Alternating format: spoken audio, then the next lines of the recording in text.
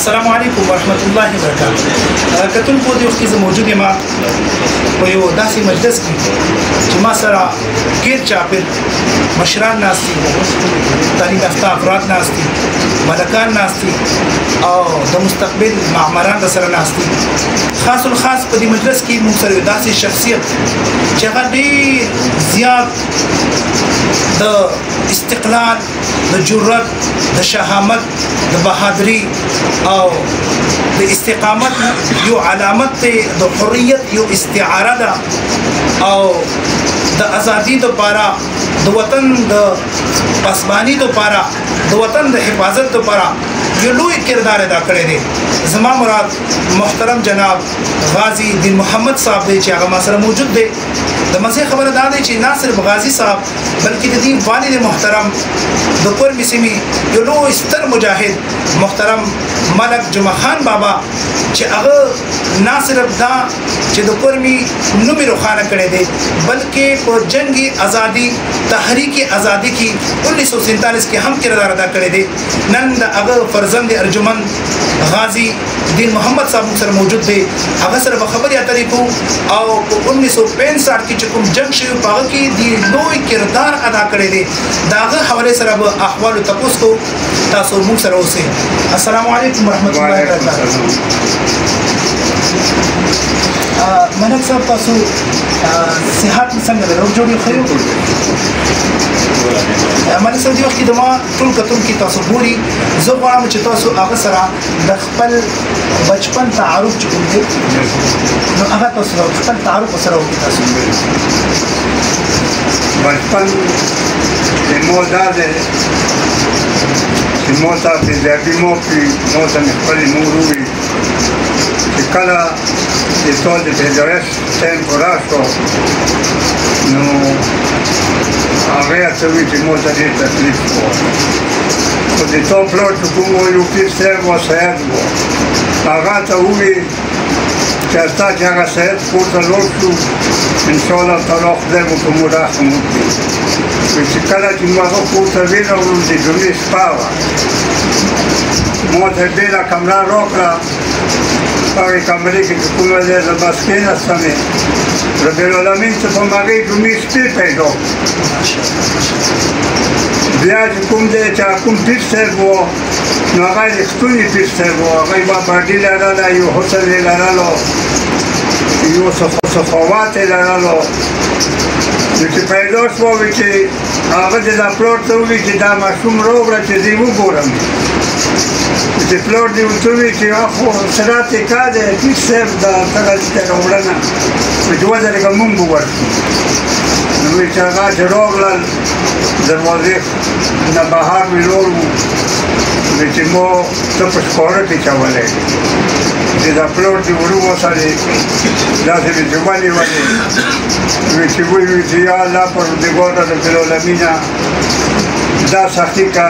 دا غازی کا، دا د شهیدانو تابعدار کا، یا الله دا د مسلمانانو خدمتگار کا. الله الله الله وی چې په خولې کې بیا یاد درته پیدایش میزار و نور چې کوم دی چې څه کومې خبرې پوښتنه مو نه کوي هغه انشاءالله تعالی درته ځواب درکوم. پیدایش زموږ چې کوم دی په دې پاکستان کې شوی کوم څه تاسو پیدا شوی نو اوس دا نه ته پوهېږم چې دا کوم څه خو خبره دا ده چې دا د څپو د انګریزانو حکومت و پوه شوې دا پاکستان نه و جوړ هغه وخت تاسو پیدا شوی نوم یې نه و د پاکستان نوم نه و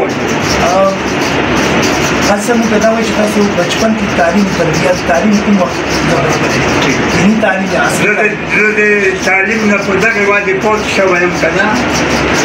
چې هغه وخت کې چې زموږ تعلیم وخت و هلته بلکل نه په افغانستان کې مکتب و او نه په پاکستان کې مدرسه. زه د دغې وادي نه تعلیم نه پاتې زموږ ته د خپل والد صاحب باندې وایي چې تاسو والد صاحب څه نوم و د هغه څه کارنامې زما پلار چې کوم و د هغه نوم مجاهد جمعه خان بابا و. هغه چې کوم دی چې کله سن 47 دا جګړه جوړه شوه په کشمیر کې بل د پاکستان په دغه وخت کې جوړېده نو دا سارا د خپله قومه د ده خپلوي جانسۍ نه لوړو د الله په نومي د خپل سر ویر کړلو د څه شي دپاره د دغې دپاره چې دا خاوره چې کومه دی موږ ورکې اوسېږو موږ ورکې ژوند کوو دا خاوره چې دی دا په موږ فرض ده چې د دغې حفاظت وکړو نو هغه د الله رحم و اووه میاشتې تېرې کړې دا کشمیر یې نیولی وګوره خو دا ټولو پښتنو یو نه یو دوزه یو یا مو پلور یا مو دا یې نیولی و څپی ورته وسپړ بیا په هغه وخت کې کوم هغه مشران چې وو که نه نه پوهېږم چې دا څه چال و بیا یې ورته پرېښود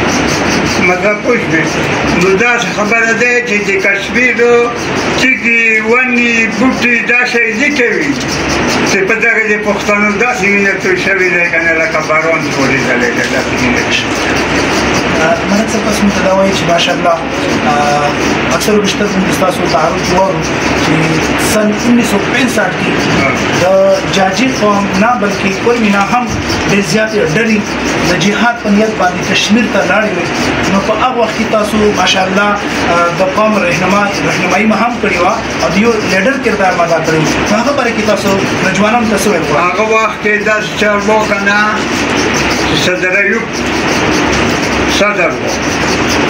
دا یو پښتون و د قوم نه تحریم و تحریم دا د الیپور نه پوس په لبتریحانه و تېرې په دغه دي کې هغه کور و پلور یې صبردور نو هغه په دغه وخت کې صدر و نو د هندوستان کوم وزیر اعظم چې و هغه دومره شی و شاستري دی ورته مې ته شاستري نو هغه داسې و اعلان وکړو د خپل پوځ ته به چې چای به په سیالکوټ کې چکوی او ډوډۍ به په لاهور کې خورو نو صدر ایوب بیا داسې اعلان وکړو پښتنو ته هغه پوځیان خو یې خپل پښتنو ته داسې اعلان وکړو چې روږدوئ پښتنو هندوستان ته د جنګ چل وښوي چې دا جنګ څنګه کېږي په دغه منځ کې دا پښتانه چې کوم دي د هغه وزیرستان افغانستان داسې ستا ممان داسې ستا پیجواد دیګ دا سواته پورې دا ټول پښتانه راووته په یوه غږ روان شوه خو په دغې کې زموږ پاره چې نور نه چې کوم دي که نه په دغې خدای ګواه دی په دغې نه چې کوم دی زه ګوایي کوم زوزی، منگل، زادران، غلطی، خروٹی، مقبل سوری دا ټول یو موټی شول دا ټول په دغه کشمیر کې دا په 65 کې جنګېدلي دي او مو په خپلو سترګو لیدلي دي زه داسې هېڅ نه زده کوم چې ځان ورته ووایم انشاءالله تعالی چې کورمي ایجنسي په دا ټولو ایجنسیو کې داسې څرګنده لکه میره سترګه داسې ښیلې دا ټولو قومونو خو چې دا دودیو خبره راغله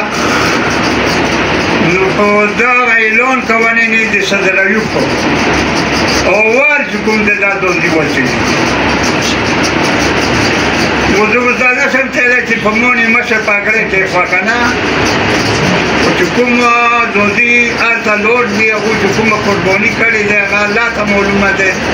دویم نمبر کې میجر جنرال لطیف الرحمن ته معلومه دی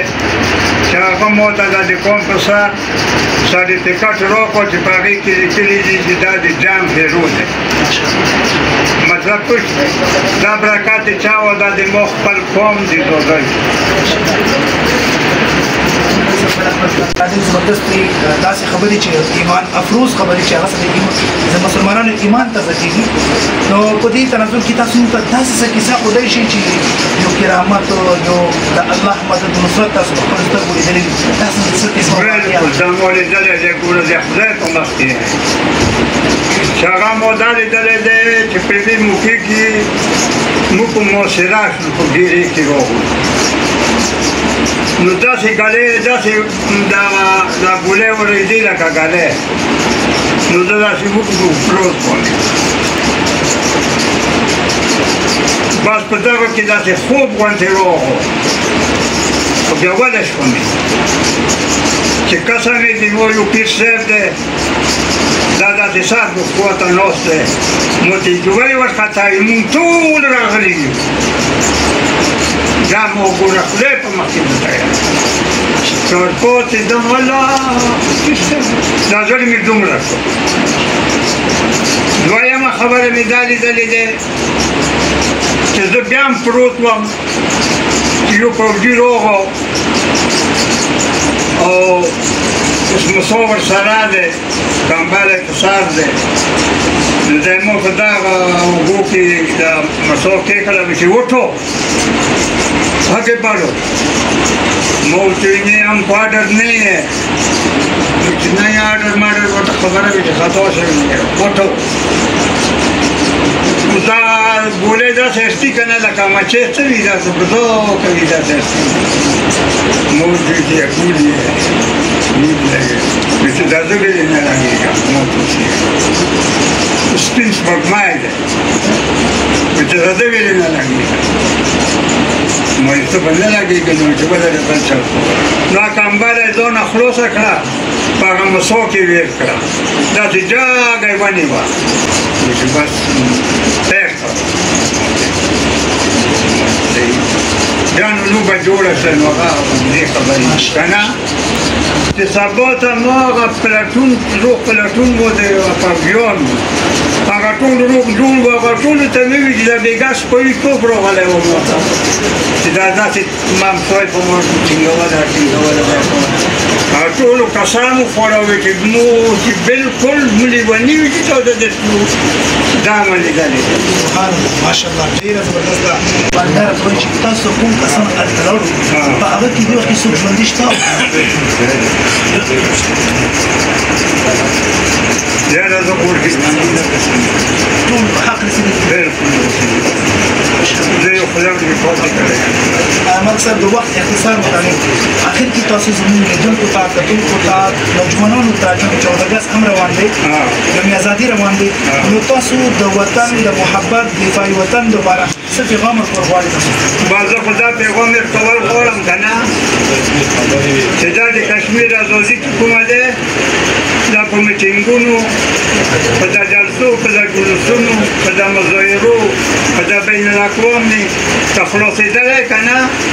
نو دا به اوس 15 کالو کې به خلاصه شوې وه زه اوس دا یم چې دا پاکستان حکومت ته ما ته دا اجازه وکړي ما ته چې په ورسته د خدای په فضل د الله په حکم سره 2 لکه پاوډ زه ورته تیارولی شم بې تنخوا بې پیسو بې ټاکو په اخر کې ځوانانو ته څه پیغام ورکوئ چې ځوانانو ته د وطن لپاره څه کوي ځوانانو ته خو دا یم چې څه ښکلې زلمي دي په وطن کې مونږ لوی شوي څه ښکلې زلمي دي په زادیو کې لوی شوي څوک وایي درسونه څوک د درس نه فارغ شوي دي څه ښکلې زلمي دي ښکلې ښکلې ډلې جوړې دي څه ښکلې زلمي دي ځای په ځای کې مسلطونه مسلات کې داسې وایو ملک به څنګه آبادونه وطن کې متیاره دی راځي شمې بلونه شمه مو د علم هر وطن کې لګېدلې دي او څه ښکلې زلمي دي په زادیو کې ماشاءالله ډېر زبردست ناظرین کرام تاسو دا ولیده د الحاج ملک غازي محمد صاحب مستر مجاهد د استقامت د استقلال د جرأت او د بهادري یو علامت د هغه تاسو د روحاني نوراني او وطن سره د محبت نه ډکه دا وینټلی تاسو ولیدله د محترم جناب غازي صاحب نه تاسو څه قسمه سوال کول غواړئ تاسو موږ سره په کمنټ کې هم سوال شریکوئ شئ تر هغه وخت تاسو نه